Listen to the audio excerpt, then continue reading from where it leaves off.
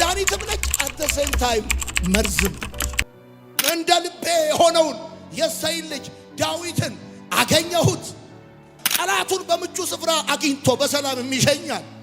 ልባችሁ የህይወታችሁ ማዕከላዊ ነጥብ፣ የስኬታችሁ ሴንትራል ፖይንት ልባችሁ፣ የበረከታችሁ ማዕከል ዋና ነጥብ ልባችሁ ነው። የእድገታችሁ ወሳኙ ቦታ ልባችሁ ነው። እግዚአብሔር ከተናገረ የሚናገረው ለልብ ነው። የአንድ ህንፃ መሰረት የህንፃውን ቁመት እንደሚወስን የሰው ልብ የሰውን እድገት ይወስናል። እግዚአብሔር ደግሞ የሚሰራው በብራችሁ ሳይሆን በልባችሁ ነው። እግዚአብሔር የሚሰራው በእውቀታችሁ ሳይሆን በልባችሁ ነው። እግዚአብሔር የሚሰራው በገንዘባችሁ ሳይሆን በልባችሁ ነው። ይኸውልህ ትምህርትን አንብበህ ታመጣዋለህ፣ ልብን ግን አንብበህ አታመጣው። በጣም ቤዚክ ጉዳይ ለሰክሰስ ልብ ነው። የልብ ሁኔታ ሰክሰስ እንዲተርማይን ያደርገዋል። በረከት እንዲተርማይን ያደርገዋል። በእግዚአብሔር መንግስት ገንዘብ ልትሆን የምትችለው በእውቀት አይደለም፣ በልብ ነው። ልብህ የአስተሳሰብህ የቃላትህና የድርጊት መነሻ ያችሁ ላይ ያለው ልባችሁ ውስጥ ያለው ነው። ልብህ ትልቅ ከሆነ እጅ ላይ ያለው ትልቅ ይሆናል። በልባችሁ ውስጥ ሌላ ማንም እንደሌለ እርግጠኛ ሁኑ።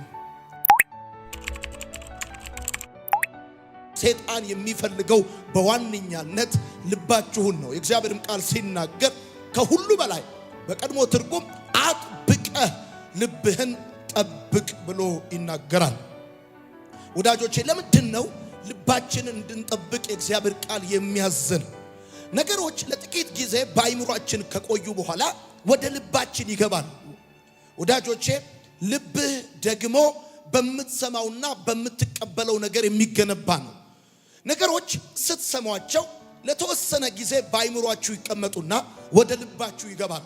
የሰማችሁት እንደሰማችሁት ብቻ አይቀርም፣ ያያችሁት እንዳያችሁት ብቻ አይቀርም። ልብ የሚገነባው ከምትሰሙትና ከምትቀበሉት ነገር ነው። ሰው በሚሰማውና በሚቀበለው ነገር ነው ልቡ የሚገነባው፣ ልቡ የሚዋቀረው፣ ልቡ የሚሰራው። የእግዚአብሔር ቃል ምን እንደምትሰሙ ተጠበቁ የሚለን የሚገባው ነገር በህይወታችን ውስጥ ዋነኛ የሚወስነው ነገር ልባችንን ስለሆነ ነው። ስለዚህ አንድ ነገር ለጥቂት ጊዜ በአይምሯችን ገብቶ ወይም ቆይቶ ከዛ በኋላ ወደ ልባችን ሊገባ ስለሚችል ማለት ነው። ስለዚህ በጣም ማወቅ ያለባችሁ መሰረታዊ ነገር ምንድነው ከተባለ ክፉ ነገር ወደ ልባችሁ እንዳይገባ በጣም መጠንቀቅ አለባችሁ። ምክንያቱም ወደ ውጭ የሚወጣው ወደ ውስጣችሁ እንዲገባ ከፈቀዳችሁት ስለሆነ። ወዳጆቼ ወደ ልባችሁ የምታስገቡት ነገር ከልባችሁ የምታወጡትን ነገር ይወስነዋል። ኢንፑት አውትፑቱን ስለሚወስነው የሚገባ ነገር ካለ የሚወጣ ነገር ስላለ በቤታችን ውስጥ በትዳራችን ውስጥ በስራችን ውስጥ ያሉ ችግሮች ዋነኛ ምንጫቸው ልባችን ነው።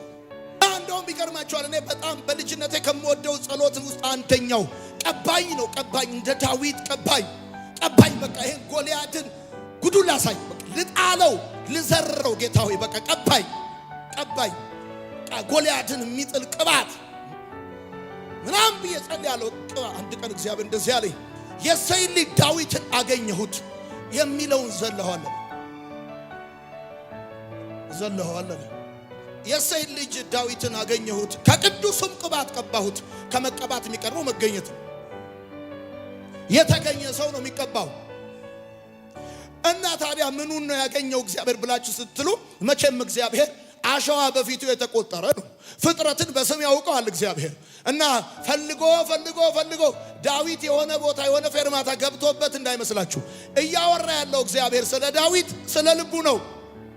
እንደ ልቤ የሆነውን የእሴይን ልጅ ዳዊትን አገኘሁት፣ እንደ ልቤ የሆነውን እና ስለዚህ አሁን ቀባሁት አለ እግዚአብሔር። እግዚአብሔር የሚወድለት የዳዊትን ልቡን ነው። በጣም የሚገርም ነውና የእግዚአብሔር ቃል ሲናገር እንደዚህ ይላል፣ ጠላቱን በምቹ ስፍራ አግኝቶ በሰላም የሚሸኛል። በጣም እግዚአብሔር የሚወድለት ልቡን ነው። ወዳጆቼ ልባችሁ የህይወታችሁ ማዕከላዊ ነጥብ ነው። ጻፉ። ልባችሁ የህይወታችሁ ማዕከል ነው። ልባችሁ የበረከታችሁ ማዕከል ነው። ልባችሁ የእድገታችሁ ማዕከል ነው። የስኬታችሁ ማዕከል ነው። የእርምጃችሁ ማዕከል ነው። የስኬታችሁ የደረጃችሁ ማዕከል ነው ልባችሁ። ይኸውልህ ትምህርትን አንብበህ ታመጣዋለህ፣ ልብን ግን አንብበህ አታመጣው። በጣም ቤዚክ ጉዳይ ለሰክሰስ ልብ ነው። የልብ ሁኔታ ሰክሰስ እንዲተርማይን ያደርገዋል። በረከት እንዲተርማይን ያደርገዋል። አንተ ያለህ አይነት ልብ በህይወትህ ለሚሆኑ ነገሮች በጣም መሰረታዊ ናቸው። በመጽሐፍ ቅዱሳችን ውስጥ በጣም ብዙ አይነት ልቦች አሉ። ለምሳሌ አሁን በእግዚአብሔር መንግስት ገንዘብ ልትሆን የምትችለው በእውቀት አይደለም፣ በልብ ነው። እግዚአብሔር የሚነግድብህ፣ እግዚአብሔር የሚሰራብህ በጉልበት ልክ አይደለም፣ በልብ ልክ። በእግዚአብሔር ቃል ከምታገኟቸው ድንቅ ጸሎቶች መካከል አንደኛው አቤቱ ንጹህ ልብን ፍጠርልኝ ነው። የቀናውንም መንፈስ አድስልኝ ነው። ትላንት ነበረኝ አሁን የሌለኝ፣ መነሻ ላይ የነበረኝ አሁን ግን የሌለ፣ አቤቱ ንጹህ ልብን ፍጠርልኝ፣ የቀናውንም መንፈስ አድስልኝ። ይሄ በጣም ወሳኝ ጉዳይ እና ሰው በልቡ ሞልቶ ከተረፈው ይናገራል እንደሚል መጽሐፍ። ስለዚህ ልባችሁ፣ ያስተሳሰባችሁ ልባችሁ፣ የቃላታችሁ፣ የልባችሁ፣ የድርጊታችሁ፣ የተግባራችሁ መነሻ ቦታ ነው። መነሻ ቦታ ነው። የእጃችሁ ጭብጥ ልባችሁ ነው የሚያክለው። እንደዚህ በሉ እስቲ። ልባችሁ የሚያክለው ይሄ ውስጥ ያለው ልባችሁ የሚያክለው ይሄን ጭብጣችሁ። ልቤ ምን ያክላል? ውስጥ ያለው ልብ ይሄ ተከፍቶ ባየው ምን ያክላል ብላችሁ ማወቅ የምትፈልጉ ካላችሁ ይሄ የእጃችሁን ጭብጥ ነው የሚያክለው። እጃችሁ ላይ ያለው በሌላ አማርኛ ልባችሁ ውስጥ ያለው። እንደዚህ በሉ እስቲ። እንደዚህ በሉ። እጃችሁ ላይ ያለው ልባችሁ ውስጥ ያለው። እጃችሁ ላይ ምንም ከሌለ ልባችሁ ውስጥ ምንም የለም። ልባችሁ ውስጥ ያለው ነው እጃችሁ ላይ ያለው። ጻፉ እንደዚህ ብላችሁ። ልብህ ትልቅ ከሆነ እጅ ላይ ያለው ትልቅ ይሆናል። ልብህ ደግሞ የሐሳብህ፣ የቃላትህና የድርጊትህ፣ የተግባርህ መነሻ ስፍራ። እግዚአብሔር ከተናገረ የሚናገረው ለኪሳችሁ አይደለም፣ ለልባችሁ ነው። ጻፉ። ለልባችሁ ነው የሚናገረው። እግዚአብሔር ከተናገረ የሚናገረው ለልብ ነው። ለልብ ነው። በልባችሁ ውስጥ ሌላ ማንም እንደሌለ እርግጠኛ ሁኑ። ዛሬ ምክር ቃል ነው የምትሰሙት። በልባችሁ ውስጥ ሌላ ማንም እንደሌለ እርግጠኛ ሁኑ። እግዚአብሔር እንደዚህ ያለ በሕዝቅኤል መጽሐፍ ምዕራፍ 11 ቁጥር 9 ከስጋችሁ ውስጥ የድንጋይ ልብ አወጣለሁ። የድንጋይ ልብ። ምናልባት ሐኪም የሰውን ልብ ቼክ ቢያደርግ እግዚአብሔር ማዳመጫውን ይዞ መጥቶ እግዚአብሔር የማያየውን ሲቲ ስካኑን ምናምን ይዞ መጥቶ ሲያይ አንደኛ የሚያገኘው ኮብልስቶን ልብ ነው። ከስጋቸው ውስጥ አለ የድንጋይ ልብ አወጣለሁ። ምላሽ የማይሰጥ ልብ። ምላሽ ስጡ እንጂ ለፍቅር ምላሽ ስጡ። ምላሽ ስጡ። እግዚአብሔር ምስክሬ ነው። ዛሬ እግዚአብሔር እንደዚህ ያደርግላችኋል። ከምንም የማይወሰድ ዝማሬ፣ ደስታ በላያችሁ ላይ ይሆናል። የደስታን ቅባት ቀባውት፣ ከወንድሞቹ ይልቅ የደስታን ቅባት ቀባው ተብሎ እንደተጻፈ የልብ ጉዳይ የመቅደምና የመቀደም ጉዳይ ነው። የድልና የሽንፈት ጉዳይ ነው። የማግኘትና የማጣት ጉዳይ ነው። ሰው በእጁ የሚያጣው በልቡ ሲያጣ ነው። ሰው በእጁ የሚያነክሰው፣ ሰው በእጁ የሆነ ነገር የሚሆን በእግሩ የሚያነክሰው በልቡ ሲያነክስ ነው። ልብ ቤሲክ ጉዳይ ነው። እግዚአብሔር የሚሰራው በብር አይደለም፣ በልብ ነው። ቅን ሰዎች አይገርሙም? ቅን ሰዎች በጣም ቅን ሰዎች፣ በጣም ቅን ሰዎች፣ ጠላታቸውን በምቹ ስፍራ አግኝተው በሰላም የሚሸኙ ቅን ሰዎች፣ የሌላ ሰው ነገር ግድ የሚላቸው። ድሮ የሌላ ሰው ነገር ግድ ይለኝ ነበረ። አሁን የሆኑ ነገሮች አይምሮ ሲቆዩ ወደ ልብ የገቡ መሰለኝ። የሌላ ሰው ነገር ግድ አይለኝም ብለህ ማመን አለብህ። ልብ ነው ብራዘር። ልብ እግዚአብሔር ካንተ ጋር ወክ እንዲያደርግ የሚያደርገው ልብ ከልብ ጋር ነው ወክ የሚያደርገው። ኢኮኖሚ ቢወጣ ኢኮኖሚ ቢወርድ ሰው ነው ኢኮኖሚ ሲወጣ አብሮክ የሚወጣው። ኢኮኖሚ ሲወርድ አብሮክ አይቀጥልም። እግዚአብሔር ግን ይገርምሃል፣ ከልብ ጋር ዛሬ በጌታ በኢየሱስ ስም እግዚአብሔርን ስቦ የሚያመጣ እግዚአብሔርን በኃይል ማኒፌስት የሚያደርግ የሚገልጥ ልብ እግዚአብሔር ያድርግላችሁ። የማያምን ልብ ደግሞ የማያምን ልብ አለ። ይሄ የማያምን ልብ ይገርማችኋል፣ በጥያቄ የተሞላ ልብ ነው። ፉል ኦፍ ኩዌሽን፣ በጥያቄ የተሞላ ነው። በጣም ተጠራጣሪ ልብ አለ። ክፉ ልብ፣ እውነትን የሚጠላ ልብ አለ። የማያምን ልብ በዕብራውያን መጽሐፍ ምዕራፍ 3 ቁጥር 12 የእግዚአብሔር ቃል ሲናገር እንደዚህ ይላል፣ ክፉና የማያምን ልብ በእናንተ በአንዳችሁ እንዳይኖር ተጠንቀቁ። ተጠንቀቁ። ክፉ ልብ፣ የማያምን ልብ በእናንተ እንዳይኖር ተጠንቀቁ። አሁን ብዙ ሰው አባቱን አያምንም፣ እናቱን አያምንም፣ ጓደኛውን አያምንም፣ ቤተሰቡን አያምንም። የማያምን ልብ ጥያቄ ብቻ ይሆናል። የአውሬ ልብ ተሰጠዋል። የአውሬ ልብ አለ። የአውሬ ልብ ምን አይነት ልብ ነው ካላችሁ፣ ከሰው የማይገጥም ልብ ብላችሁ፣ ከሰው የማይገጥም ሰው ቤተሰብ ሲሰበሰብ ጓዳ ነው የሚቀመጠው። እሱ ቤተሰብ ወደ ጓዳ ሲገባ እሱ ወደ ሳሎን ይወጣል። ምን ነው ኮንፈረንስ ካለ አይመጣም፣ ትምህርት ካለ ይቀራል። ችግር ካለና እድሩ ስብሰባ ጠርቷል ካለ ይመጣል። አይገጥምም። ስብሰባ አለ ከተባለ ይመጣል። አይገጥምም። ከቤተሰብ የማይገጥም፣ ከሰው የማይገጥም የአውሬ ልብ፣ ቂመኛ ልብ አለ። ቂመኛ ልብ፣ እንዲህ አይነት ልብ አይጠቅምም።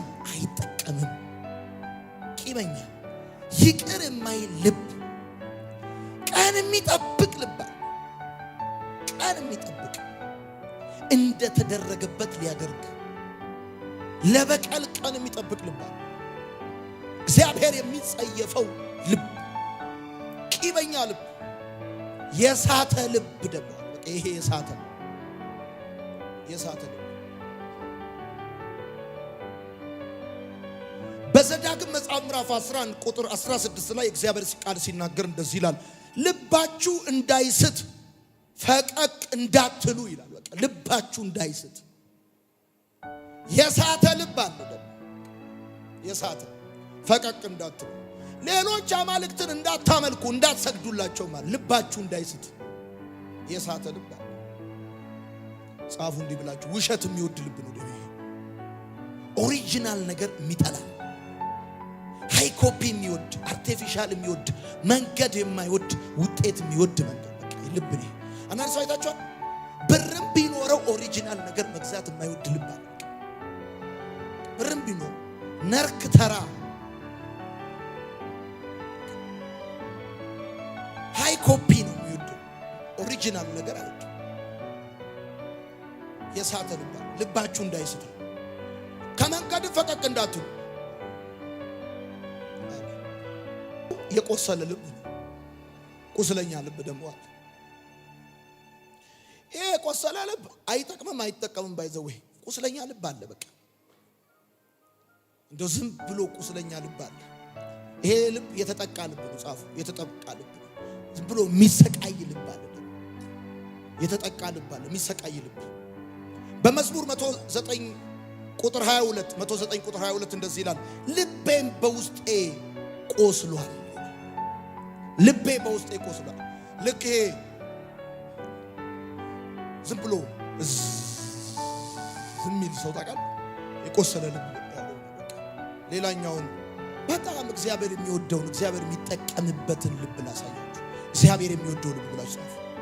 እግዚአብሔር የሚወደው ይሄ አሁን የነገርኳችሁ እግዚአብሔር የሚጠላው ልብ፣ ድንጋይ ልብ፣ አመፀኛ ልብ፣ የቆሰለ ልብ፣ ህመሙን ዝም ብሎ የሚያስታምም ማለት ነው። የቆሰለ ልብ ማለት ህመሙን የሚያስታምም ዝም ብሎ ቁስሉን የሚያስታምም የቆሰለ። አንዳንድ ሰው አይታችኋል፣ ቁስሉን ዳርዳሩን ሲያከው ደስ ይለዋል።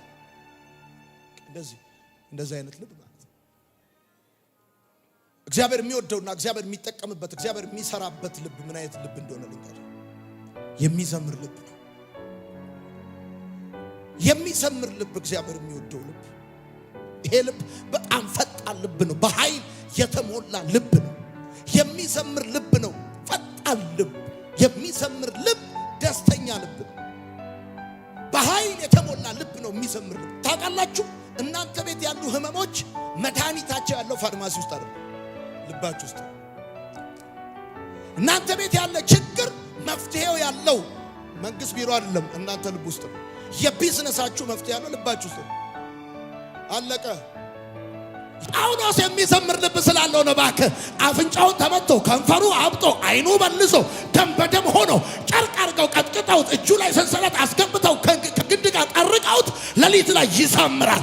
ይሄ ሰውዬ እባክህ የሚዘምር ልብ አለው። ሁኔታን ያለፈ ልብ አለው። ይገርምሃል። ዛሬ በጌታ በኢየሱስ ስም የሚዘምር ልብ ተደረገላችሁ። እኔ አጭር አማርኛ እንዳትቀየሙኝ፣ በጣም ዕውቀት ያላቸው ሰዎች እዚህ ምድር ላይ ያሉ ሰክሰስፉል የሆኑት ግን እግዚአብሔር በልባቸው የነገደባቸው ሰዎች ብቻ ናቸው። እግዚአብሔር የሚመነዝረው ጭንቅላትን አይደለም፣ የሚዘረዝረው እግዚአብሔር የሚጠቀመው ልብህን እንጂ ጭንቅላትን አይደለም። ይሄን ጭንቅላትንማ ማንም አንብቦ ያመጣው